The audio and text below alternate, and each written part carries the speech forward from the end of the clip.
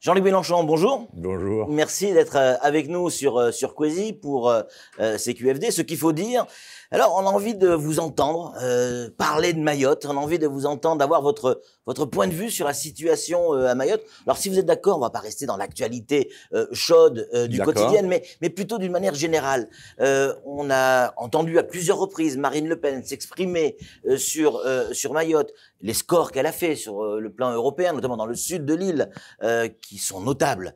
Quelle est votre vision à vous, en tant qu'homme de gauche, sur l'immigration à Mayotte? Parce qu'on entend tout et n'importe quoi. Oui, bon.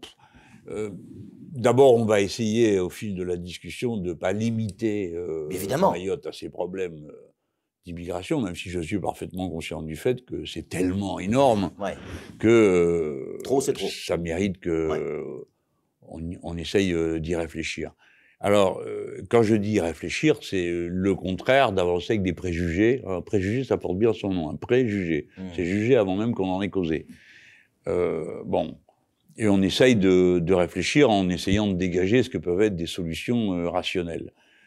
C'est pas facile, hein, parce que tout est irrationnel. D'abord, les Mahorais sont des gens accueillants. Donc c'est pas des barbares. Est légendaire, bon, on est d'accord. C'est pas des barbares qui veulent pas voir les autres. Non.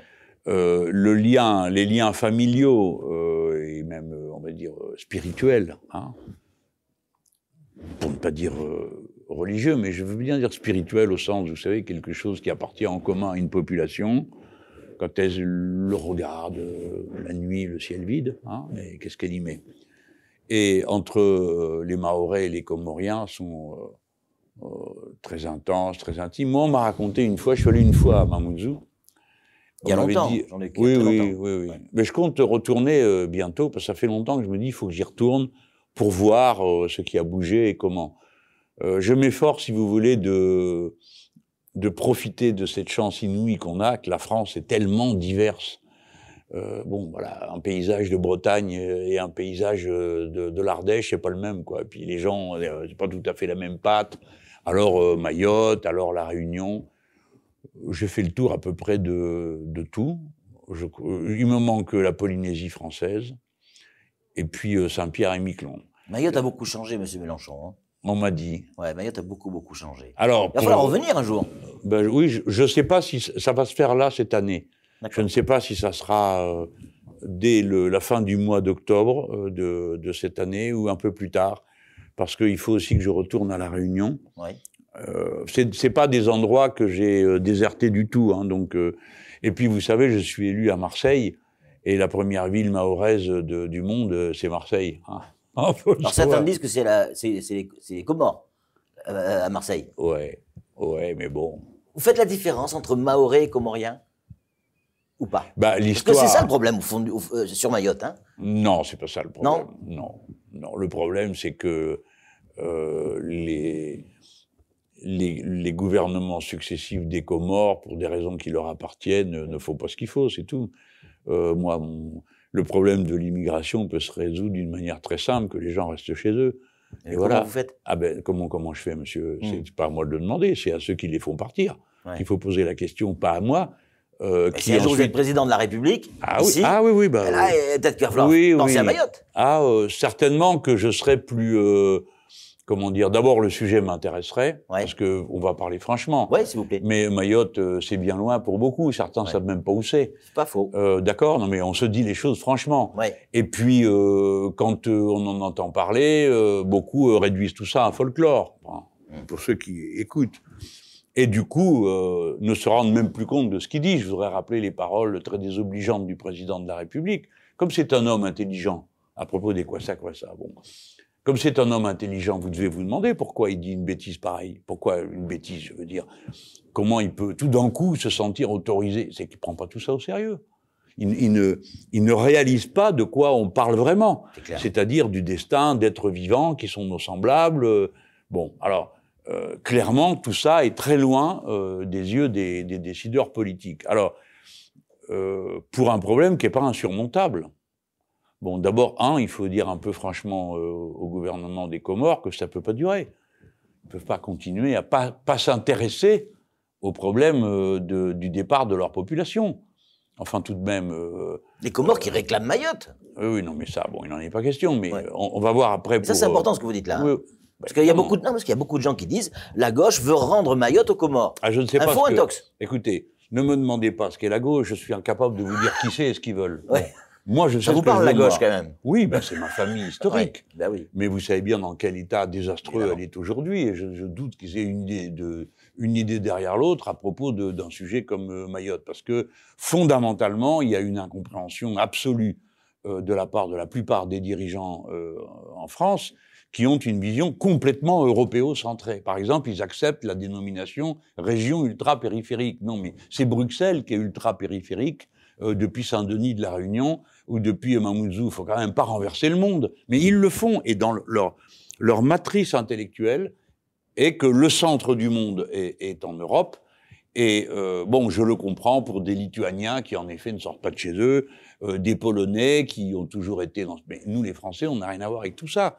On est un peuple méditerranéen, d'abord, et un peuple qui est présent sur les 5 continents du monde. Alors, on l'accepte ou pas, parce qu'il serait peut-être temps un jour d'assumer les situations. La colonisation est terminée, on est dans autre chose.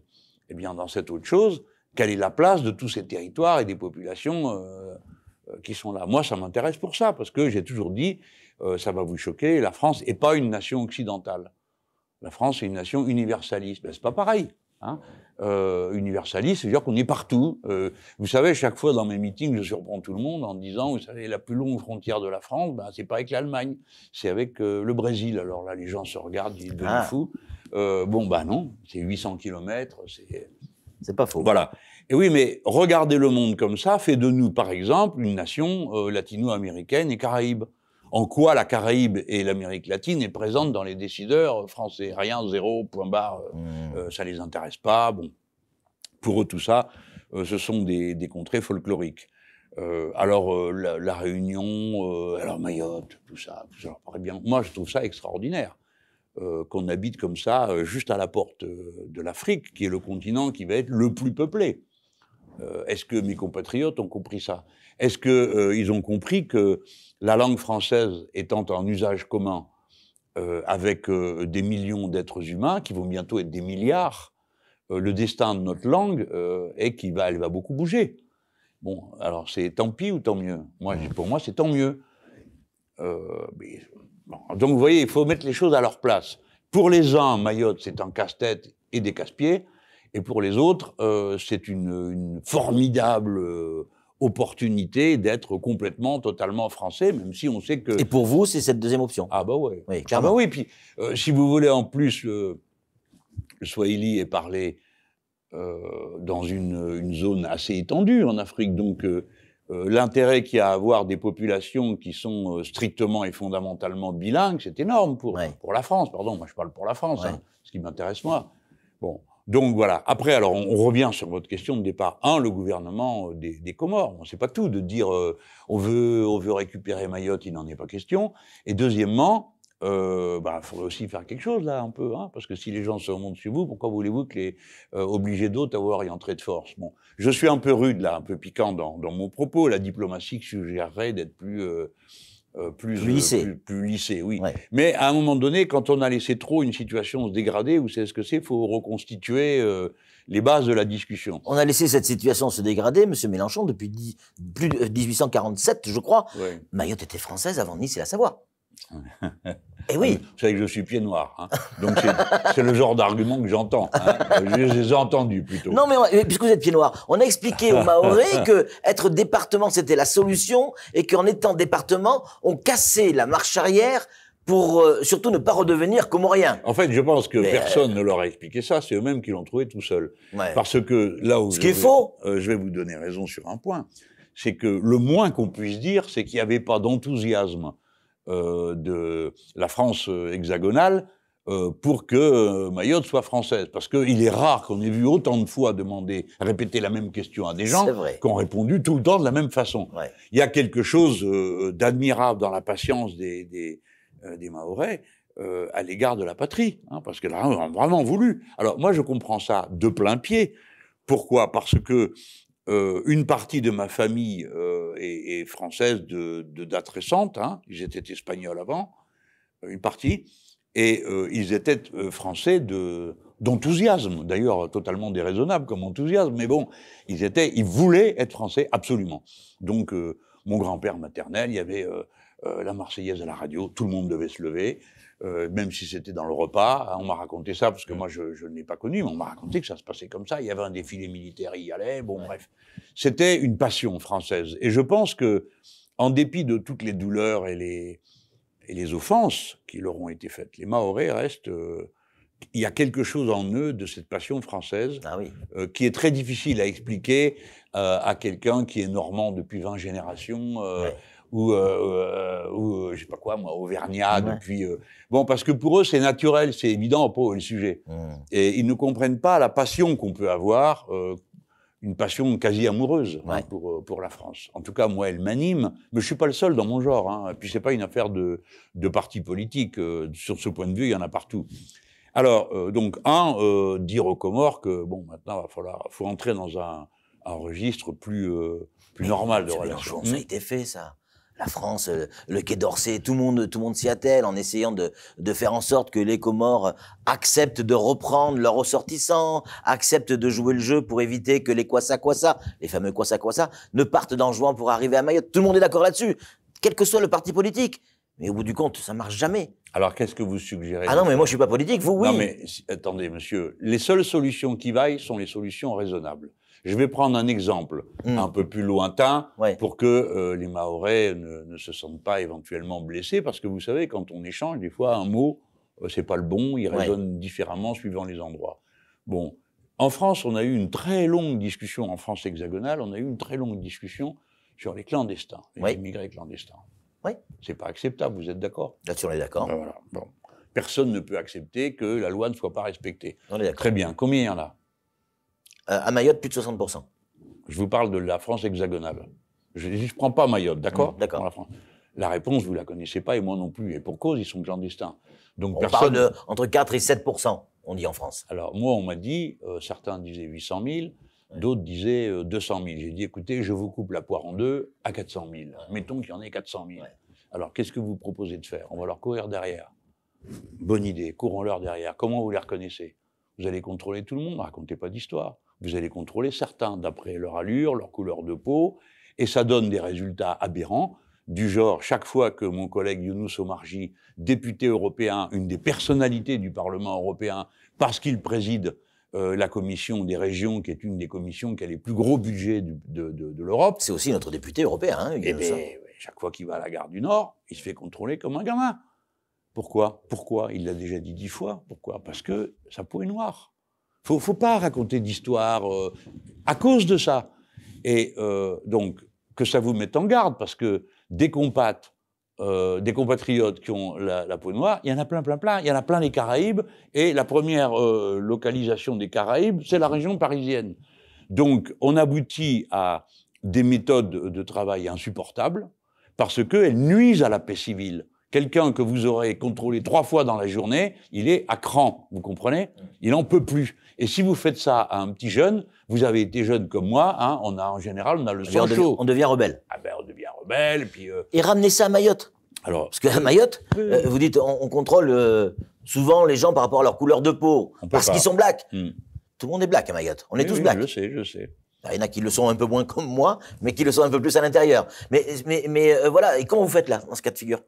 À Mayotte? Eh ben non, mais ça c'est simple, ça. Je vois pas où est le problème. Expliquez-nous. Quand vous contrôlez des gens, vous constatez s'ils sont en situation légale ou s'ils ne le sont pas. Puis comme vous contrôlez tout le monde, normalement on doit arriver à savoir qui n'est pas là avec des bonnes raisons et doit être ramené aux Comores. Ce qui, pour la France hexagonale, est impraticable. Parce que supposez que vous ayez 400 000 personnes qu'on arriverait par je ne sais quel miracle à attraper sans attraper les autres et s'en fiche tout le pays en ébullition, qu'est-ce qu'on en fait? Il faut espérer qu'ils viennent tous du même endroit, parce que sinon, ça fait combien de bateaux? Ça fait combien d'avions? Ça fait combien de trains? Tout ça est absurde. Il n'y a pas de solution raisonnable au problème des clandestins en France hexagonale si l'objectif est l'expulsion générale. Ça me coûte de vous le dire, parce que je préfère que la loi soit... Mais ça ne peut pas fonctionner. À Mayotte, c'est beaucoup plus simple. Alors, qu'est-ce qui nous empêche de contrôler, de ramener les gens là-bas? Plus de moyens, certainement.